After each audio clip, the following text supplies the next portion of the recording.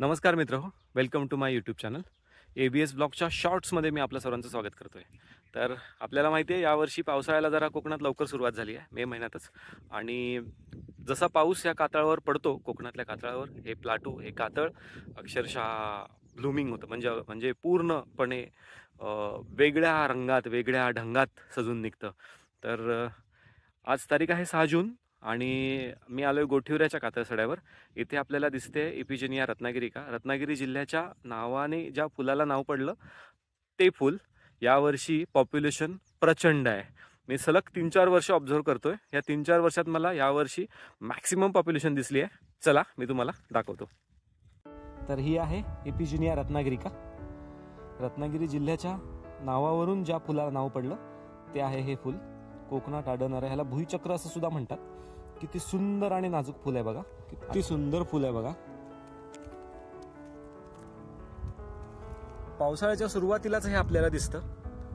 पाऊस पडून 15-20 दिवसानंतर हे फुल दिसत नाही, असं माझं ऑब्झर्वेशन आहे. जाणकारांना काय वेगळं माहिती असेल तर कृपया सांगावं.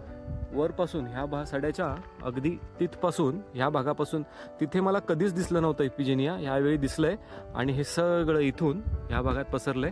आणि इथून हा छोटासा ओढा वाहतो. हे कातळावरचं पाणी आपल्याला इथे दिसतंय बघा. हे इथून असं वाहतं ना, ह्या पाण्यासोबत इपिजेनिया पूर्ण खालपर्यंत दिसतंय. प्रचंड पॉप्युलेशन वाढलेली आहे. अगदी गुलाबी रंगाची चादर पसरली आहे म्हणायला हरकत नाही.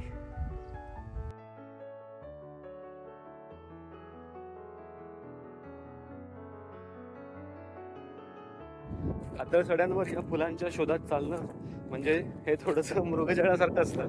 कारण आता मी थोडंसं अंतर चालत आलोय आणि इथून चालत आल्यानंतर मला ना जिथे जिथे मी जातोय पुढचा पॅच अजून थोडासा डेन्स वाटतोय.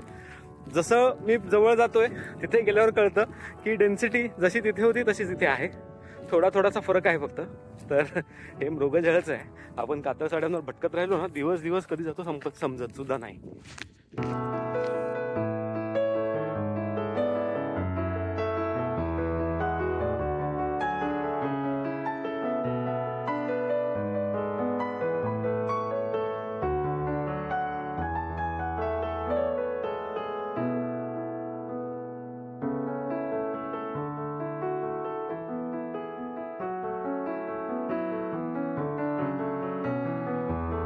So guys, thank you for watching.